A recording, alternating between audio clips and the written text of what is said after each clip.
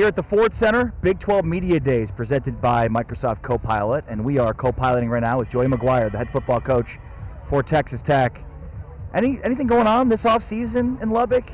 Man, have you been recruiting lately? It's been kind of slow and boring, I think, man. You know, we were waiting on some fireworks on July 4th, but it started a lot sooner than then. Yeah, there were some fireworks on July 4th and the 3rd and the 2nd, and I don't think we're done yet. All right, let's start with the roster, though, for this year, because you did some work in the portal. And I think for me, like, everybody talks about, the money. Well, money's equal across the board, right? No Everybody's doubt. got money to spend. What was the vision that you sold Romello Height and, Sampson and some of these other guys that you've now added through the portal? Well, first of all, I'm going to give you a hug after this is over that you started Romello Height, because I think that's the guy that everybody's not talking about. It should be. They left him off every list. Yeah, you're right. You know, like every list. And I brought him for that reason to Media Day, because I want everybody to understand exactly who he is. He's pretty dang special. But, you know, the thing that we sold, I think we have elite coaches. I think CJIU is one of the best coaches in the nation. In our 3 years, 2 of the 3 years, he's had draft-eligible guys. Both guys have been drafted, so you could see he's played in the NFL. He's developed guys into the NFL, so that was one thing we sold. We have the best facilities in the country, so as far as if you're going to be a pro, recovery is such a big part of it. If there is a machine known to man to help your body recover, we have it. And then the last thing is, I think we're really close and we were really aggressive. And the one thing that we are charged with is we believe that this kid can help our roster.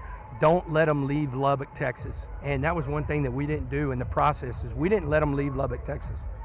Joey, when did you first connect with your general manager, James Blanchard? You guys have known each other a long time, and just talk about your relationship and what he means to your program behind the scenes.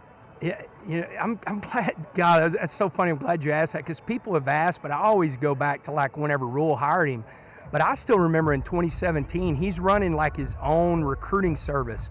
And I'm sitting there going, who in the heck is this guy? Who is James Blanchard? And how does he know about this guy? And where did he see this guy? And whenever I started, seeing, he is a hustler. In the greatest sense of the word. The guy, I don't know if he sleeps. He's the one guy that I can text at any time of the day and night, and I'm going to get a response. I have guys like that on my staff, but I don't know if Blanche sleeps, especially whenever it comes to recruiting. When Rule hired him, I think both of us were trained through Rule's eyes in recruiting, and so we were, and I really mean that. Rule had such a different vision. Phil Snow had such a different vision, and they challenged us to look at things different. I think because we kind of grew up in the same building, seeing recruiting a little bit different, we connected. And man, he was the one guy. It was me, my wife, and James Blanchard on the plane to Texas Tech. Wow. For the first press conference. What was that conversation like with James? And when did you know, like, this is the guy I got to bring with me? Yeah. And how did Matt take that? It was really he went with Rule to the Carolina Panthers. That's right. Came back with Coach Aranda. Yeah. And Baylor didn't want him to leave. We were literally a little late getting on the plane because he was getting call after call after call. And my conversation with him, and it's been that way whenever USC came after him, when Notre Dame came after him, I always ask him, when you walk in the building, do you know 100% that you are going to have 100% to where you're in charge of that roster? They can tell you that, but are you sure that that's going to happen? He called me the other day about something, and I said, James, what do you want to do? And he said, I want to do that. And I said, well, then let's do that. I said, you're in charge of this roster. I'm in charge of building this culture. I'm in charge of the X's and O's and what happens on the field. But as far as we believe in your evaluation, and I think one thing that he does is he goes out of his way with our coaching staff to say, look, if you don't believe in my evaluation, let's discuss it. He's not one of these guys that thinks he's always right. He wants to argue about, he really does. He enjoys arguing. He enjoys arguing about, like, discussing what the traits are and why he thinks this player can help our roster. And so, man, I think the one thing with him is I have total trust in him, and so I think he understands that and he feels good about his job and what we're doing. So you said that he's 100% in charge of the roster, and then another follow-up when you talk about the vision that you saw from Matt Rule, from him, how does that vision differ from what some of the other programs are doing or other programs that you've followed? What makes your vision different from the other guys out there?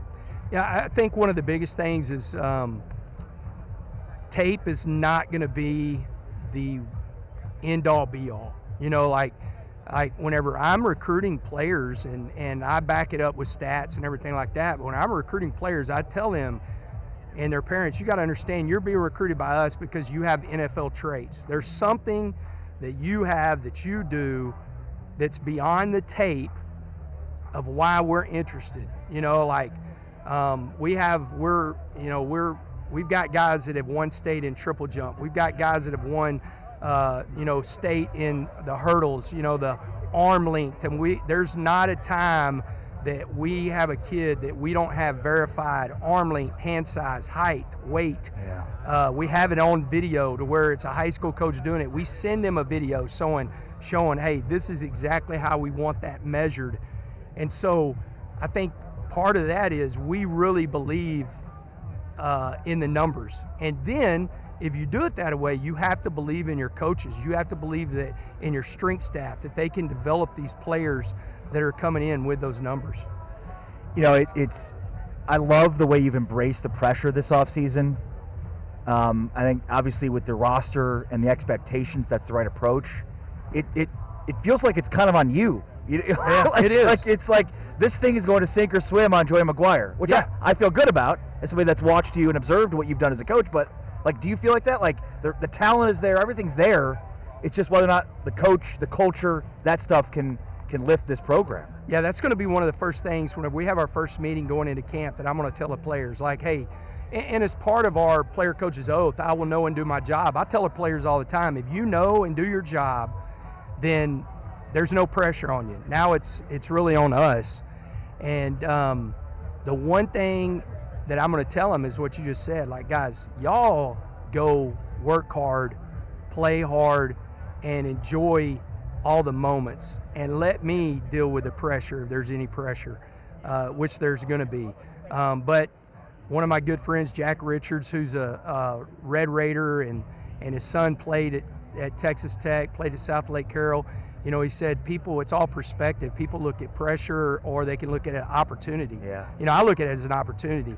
I would rather be in this situation than be sitting there. We just say it all the time in Cedar Hill, man. There's a lot of high school teams that wish they were in the position we were in. Yeah. And so I would rather be in this position than in a position of like, man, can we get to a bowl game, or can we, we don't talk about that anyway at Texas Tech. Right. We always talk about that. That's the floor, and we're already bowl eligible, and so it's one of those deals. I would rather be in this position knowing that I have the guys to go win games with, and now it's on us as coaches. What led to Micah Hudson coming back to Texas Tech? Man, that's been I think that's going to be one of those storybooks. It is one of the deals. The day that the portal opened, I called his mom, and I said, listen, because she didn't want him to leave. Right. And I said, I'm going to call Micah. And she said, Coach, you don't need to call Micah. He's going to talk to you face-to-face. And I said, well, she goes, no, I'm just telling you right now, he wants to be at Texas Tech, and he wants to do it in front of you like he did it in front of you whenever he got in the portal. And whenever I got to meet with him, it was really a great experience of just a kid and me. I admitted the first thing I said, Micah, I want to start out and tell you where I failed you and what I would have done different. And I think that really, I think he was already there. I think he was going to open up, but I think it really opened up him being able to say, Coach, this is where I failed, and this is how I want to do things different. You know, the one thing we haven't asked you yet is about your two new coordinators. You know, one, Shiel Wood comes in, and I'm super excited about him, and I'm excited about Mac Leftwich too, but you probably didn't want to lose your offensive coordinator. So I guess just give us a sense here of what you expect this defense to look like and how much different will this offense look like, if at all. Yeah, I'm really excited about Shiel. He has been absolutely incredible. He's one of those guys. I'm going to tell y'all, because I've run into him, he's my old boss. He reminds me of Dave Aranda from the standpoint of like to be, to see. He has a really good plan, his installs, and I think that's a huge compliment because Dave Aranda is one of the best whenever you're talking about defensive minds, I think, in college football. He's been incredible, and I think whenever you ask our players, especially somebody asked me, like, give me a guy that's coming back that you expect a lot from. Ben Roberts. He was a freshman All-American, had a sophomore, and he'd be the first one to tell you that he felt like Coach Wood kind of unlocked his brain and got him to play and instead of thinking so much and just really turning it loose. And so I'm excited about where we are defensively, and he's the one that'll tell you, man, he's fired up because I don't think he's ever had this many guys to work with whenever it comes to that. All right, Coach, if you weren't coaching, if football didn't exist, what would you be doing? Well, my dad says I'd be homeless. He said I have no other talent whatsoever. That's my father. And he says that to me a lot.